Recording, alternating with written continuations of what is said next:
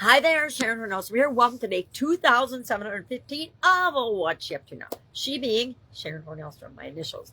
I document my journey on this segment. I talk about lessons learned, the good, the bad, the ugly, things that worked out well that I tried as I came from the offline world to the online world, from offline businesses to online businesses, and both, and then working with literally thousands of different businesses over decades to help them grow and build and supersize. Well, today we're talking about, and all this month we're focusing on mental health and well-being as part of the 9-part life framework that I share with everybody who will listen: physical, mental, emotional, spiritual, financial, relationships, contribution, communication, and confidence. Why?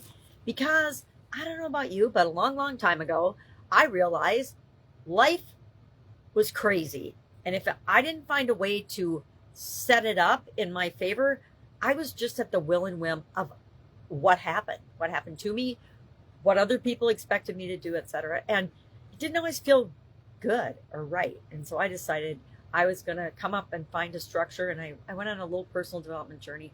I've been on a personal development journey since I was a teenager, probably 18, 19 years old. And, went to college. That was part of my growth in personal development, and had a bunch of experiences, and then joined the corporate world. And while simultaneously working in the corporate world, owned and operated and ran and was part of a bunch of different businesses.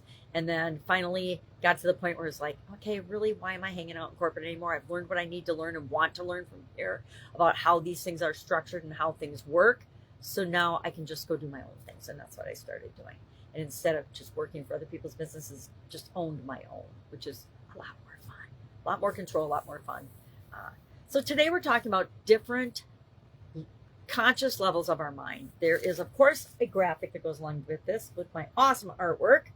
So we've got the superconscious, the conscious, the subconscious, and the unconscious. And today we talked about in a little bit more detail the unconscious and conscious mind. I shared an example of Carlos and how our unconscious mind, we can be clicking along thinking that we're really conscious and doing great. And we are doing great, but we'll get flashes of or bouts of anxiety, depression, or any other negative emotion.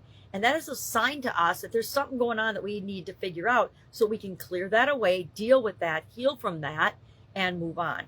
And the unconscious mind is where things like childhood trauma or other traumas or dramas happen to us that we don't address. We just shove down so far that we aren't even aware that they're there anymore. We do that in our personal lives. We do that in our businesses. We do that in our families. We do that in our social groups. And it always comes back to haunt. It doesn't, well, I think I can say always in this case. It almost always, and it's never at the time we think it's going to happen, rears its ugly head and something happens and blows up. Or something that seems totally unrelated blows up. That's why a lot of times our marriages blow up, or our other relationships blow up, our friendships, because there's unresolved things that just never get dealt with. So I talked about what our conscious mind is, why it matters to us, and why it's important for us both individually and as business owners and builders.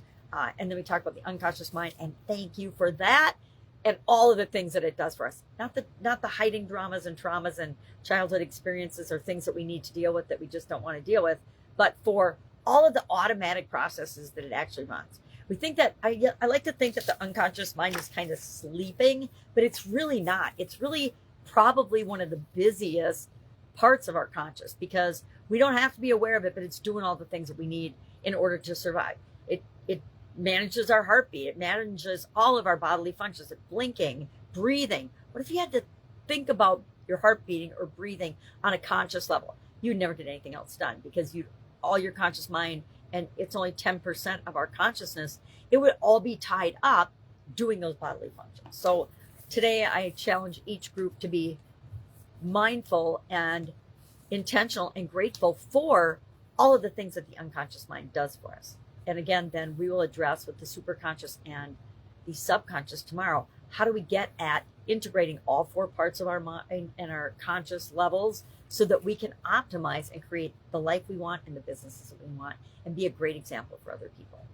All right, that's all I've got today. It is the 4th of July weekend, as adorned by my She Shed sign.